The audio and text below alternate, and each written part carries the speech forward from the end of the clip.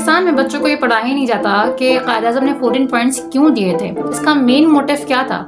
और कायद-ए-आज़म ने अगर 14 निकात नेहरू रिपोर्ट के जवाब में लिखा तो नेहरू रिपोर्ट में ऐसा क्या था कि कायद-ए-आज़म को 14 निकात लिखने पड़े। आइए इसे डिटेल में समझते हैं।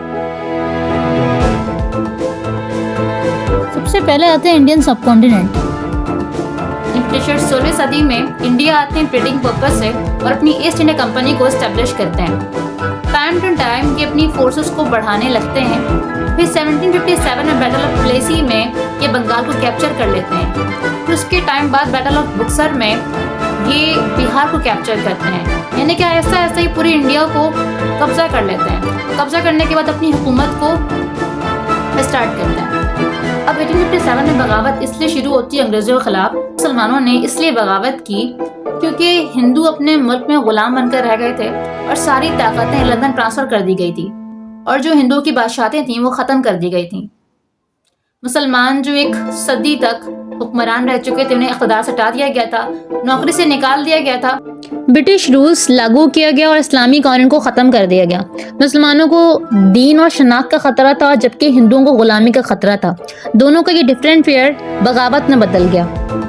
यानी ब्रिटिश पार्लियामेंट ने साल 1919 में एक गवर्नमेंट ऑफ इंडिया एक्ट 1919 पास किया, लेकिन ये एक्ट इसलिए था ताकि हिंदुस्तान को बगावत से रोक सकें। यानी कि हिंदू मुसलमान दोनों बगावत करेंगे तो इनकी हुकूमत को खतरा होगा, तो इसलिए उन्होंने ये एक्ट पास किया। यानी ब्रिटिश पार्लियामेंट ने साल 1919 में गवर्नमेंट ऑफ इंडिया एक्ट 1919 पास किया था, जिसके प्रोविजन के हिसाब से कमीशन अपॉइंट की गई थी।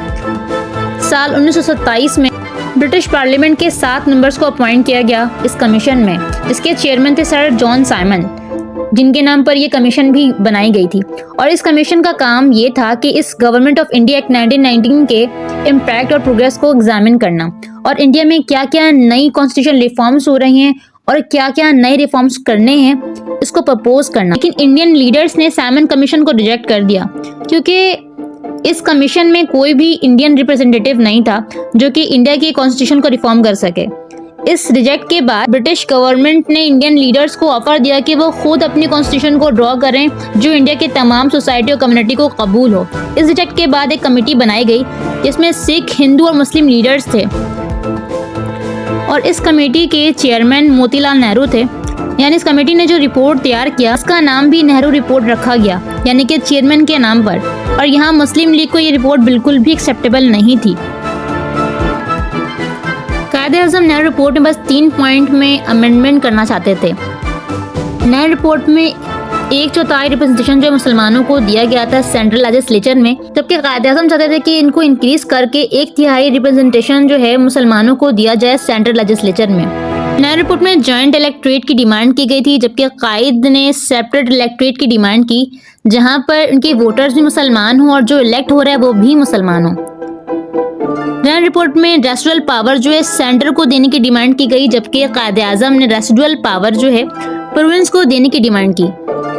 लेकिन नेहरू रिपोर्ट ने इस 3 अमेंड को रिजेक्ट कर दिया। जिन्होंने सोचा कि इस आज़ाद हिंदुस्तान में भी मुसलमानों के साथ नाइंसाफ़ी होगी, मुसलमानों की आवाज़ को दबा दिया जाएगा। इसके बाद जिन्हों ने एक दिल्ली में कॉन्फ्रेंस की। साल 1929 में कायद-ए-आज़म ने 14 पॉइंट पेश किया जो कि राउंड टेबल कॉन्फ्रेंस में गवर्नमेंट ऑफ इंडिया एक्ट 1919 के तहत कायद-ए-आज़म की इस डिमांड को एक्सेप्ट कर लिया गया। मैंने इस 14 पॉइंट को 4 हिस्सों में डिवाइड किया है। पहला आता है more power with province, second पे आता है मुस्लिम रिप्रेजेंटेशन और तीसरा आता है फ्यूचर प्रूफ और चौथा आता है to safeguard Muslim religion, liberty and culture. कायद-ए-आज़म जो है प्रोविंस पर लिखे हैं। इन कायद-ए-आज़म रेसिडुअल पावर प्रोविंस को क्यों देना चाहते थे? कायद-ए-आज़म चाहते थे कि उनके सूबों के पास इख्तियारात हो ताकि वो अपने ज़रूरियात के मुताबिक फैसले कर सकें, ना कि सेंट्रल गवर्नमेंट उन सब पर अपना कानून मुसल्लत करे। दूसरा था प्रोविंशियल को ऑटोनोमस बनाना। अब कायद-ए-आज़म प्रोविंस को ऑटोनोमस क्यों बनाना चाहते थे? क्योंकि कायद-ए-आज़म चाहते थे कि सेंटर का अमल दखल प्रोविंस पर ना हो। अब कायद-ए-आज़म सिंध को बम्बई से अलग क्यों करना चाहते थे? क्योंकि बम्बई मेजोरिटी जो थी हिंदुओं की थी और जबकि बम्बई के अंदर जो सिंध था उनकी मेजोरिटी थी मुसलमानों की थी।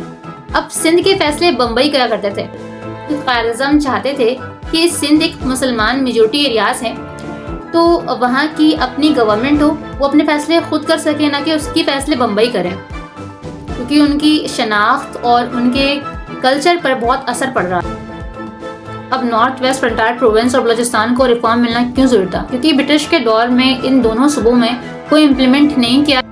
अब यहाँ एजुकेशन, हेल्थ और प्रोग्रेस बहुत लिमिटेड थे। जब दोनों सूबों में कॉन्स्टिट्यूशनल रिफॉर्म्स इम्प्लीमेंट किया जाएगा तो तभी सूबों को बराबरी का हक मिलेगा।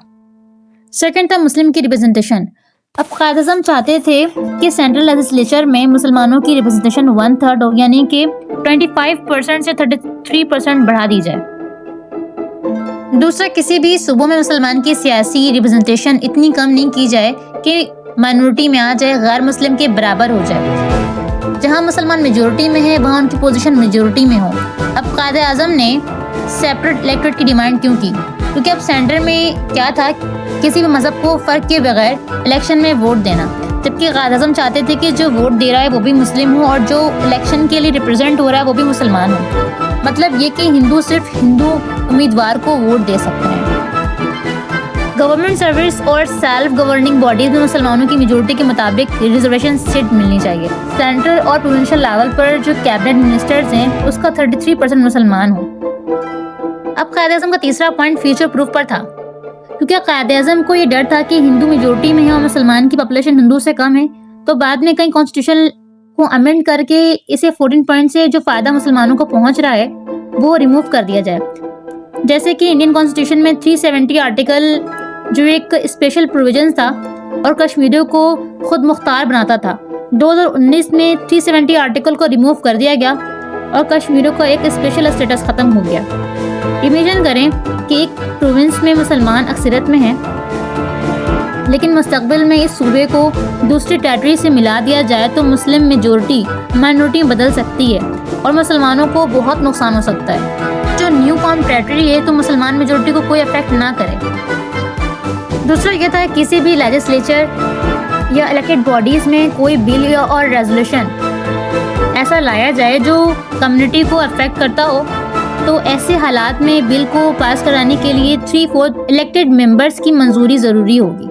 तीसरा पॉइंट ये था कि कॉन्स्टिट्यूशन में कोई भी कॉन्स्टिट्यूशनल अमेंडमेंट बगैर स्टेट या प्रोविंस की नहीं किया जाएगा। और चौथा पॉइंट ये था to safeguard Muslim religion, liberty and culture, कि हर कम्युनिटी को अपने मजहब आने की पूरी आज़ादी दी जाए। दूसरा ये था कि मुसलमानों की सखावत को प्रोटेक्ट किया जाएगा, उनकी ज़बान, उनके शरिया कानून को प्रमोट किया जाएगा।